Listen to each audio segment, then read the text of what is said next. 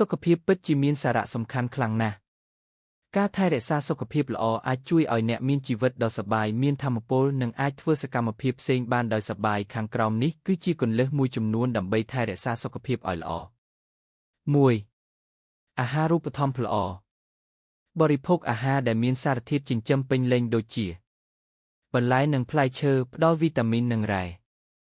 សាច់ឬប្រូតេអ៊ីនពីរុក្ខជាតិដូចជាសណ្តែកតៅហ៊ូ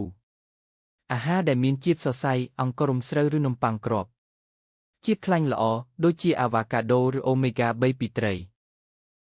2. ធ្វើសកម្មភាពរាងកាយឲ្យបានទៀងទាត់ហាត់ប្រាណយ៉ាងហោចណាស់30នាទីក្នុងមួយថ្ងៃដើររត់ហែលទឹកឬយូហ្គាការហ្វឹកហាត់អាចជួយកាត់បន្ថយហានិភ័យនៃជំងឺដូចជាជំងឺបេះដូងនិងជំងឺទឹកនោមផ្អែម 3. សម្រាកឲ្យបានគ្រប់គ្រាន់គេងយ៉ាងហោចណាស់7-8 ម៉ោងក្នុងមួយយប់ដើម្បីឲ្យរាងកាយនិងខួរក្បាលមានសុខភាពល្អ 4. គ្រប់គ្រងស្ត្រេស